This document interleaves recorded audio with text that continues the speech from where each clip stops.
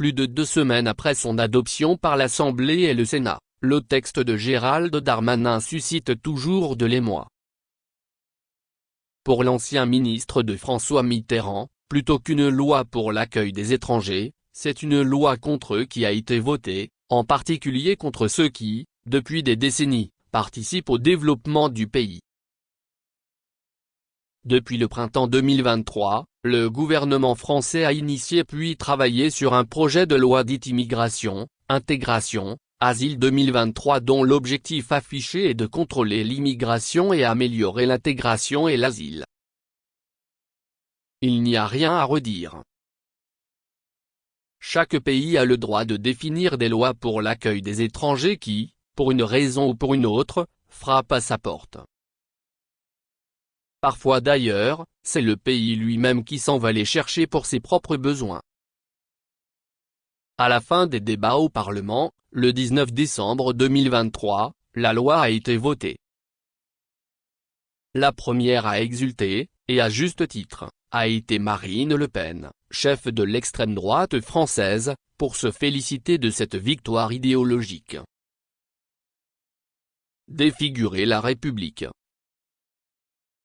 En effet, plutôt qu'une loi pour l'accueil des étrangers, on a voté une loi contre eux, essentiellement ceux qui sont déjà en place et qui, depuis des décennies, participent au développement de ce pays. Officiellement et explicitement, la loi a installé la préférence nationale au sein de la société française. Il ne faut pas se cacher derrière son petit doigt en se méprenant sur la cible. Il est clair que les étrangers visés sont explicitement les Arabes, forcément musulmans, et les négros, accessoirement africains, tous soupçonnés d'être les profiteurs des largesses sociales du pays et des criminels qui mettent en danger la sécurité des Français de souche. Entendez, de souche, non pas essentiellement gauloise, mais blanche et judéo-chrétienne. Un étudiant-chercheur africain me disait: « J'ai choisi la France pour ses valeurs de liberté, d'égalité et de fraternité. » Mais cette loi immigration s'oppose à ces valeurs. Un autre, artiste celui-là, a entrepris des démarches pour aller s'installer aux États-Unis d'Amérique. Il aurait déjà demandé et obtenu un visa en ce sens. On nous affirme que 80% des Français ne sont pas seulement d'accord avec cette loi, mais qu'ils la soutiennent fermement. On nous dit aussi, ceci expliquant cela quand on veut bien lire entre les lignes, que les priorités des Français s'appellent pouvoir d'achat, santé, injustice sociale. En instrumentalisant l'immigration pour en faire la priorité des Français, ce gouvernement pratique impunément la fuite en avant et il a décidé de gravement défigurer la République. Il n'y a pas si longtemps, lorsque des journalistes me posaient la question, « Monsieur Yamenian, pour vous, la France est-elle un pays raciste ?» Je répondais invariablement non.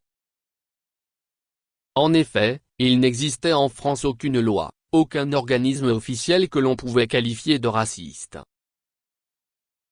Il existait des racistes en France, mais la France n'était pas un pays raciste. Une fois quand même, je me suis interrogé. C'était en 2013 à Angers.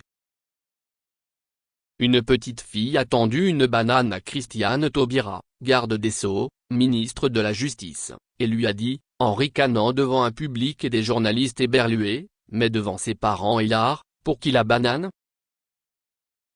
Pour la guenon. Ce qui m'a aussi interpellé, c'est que François Hollande, dont une ministre se faisait ainsi insulter, n'avait pas trouvé le moindre mot pour venir en défense d'une valeur fondatrice de la République dont il était le président. La doléance de Champagnet.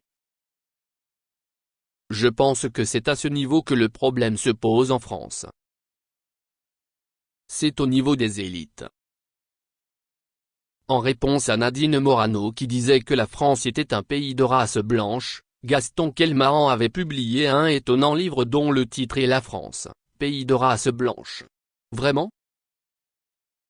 Un livre étonnant de témérité. Mais il est vrai que l'homme nous a toujours surpris avec ses positions iconoclastes, souvent avant-gardistes.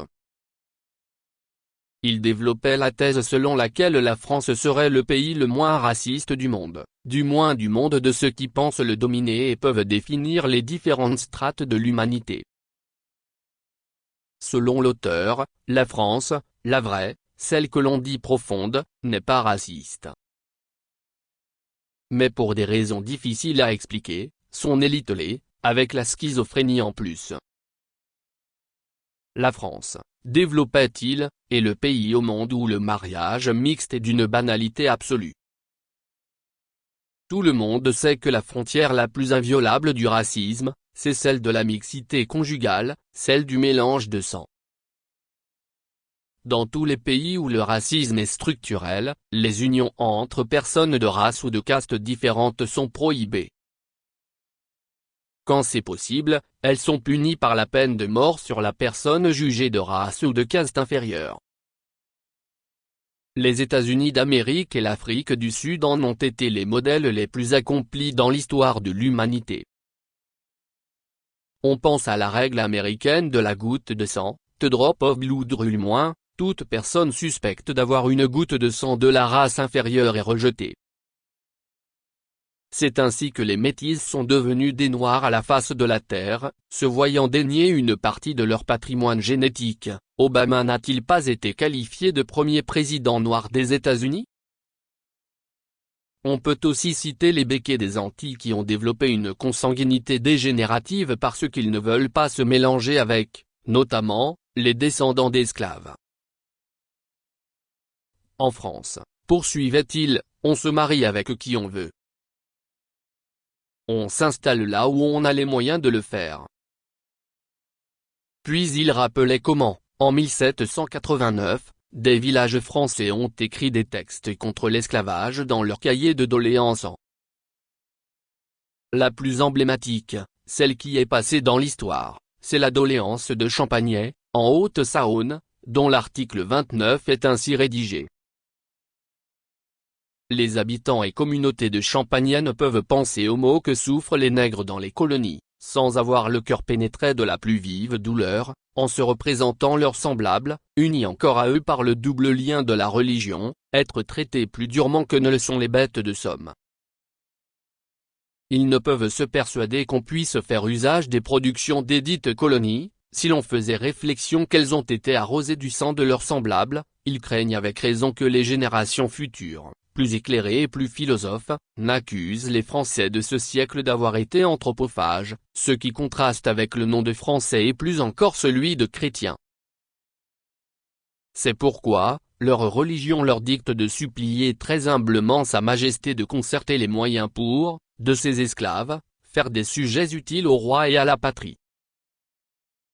Ce texte date de la Révolution française.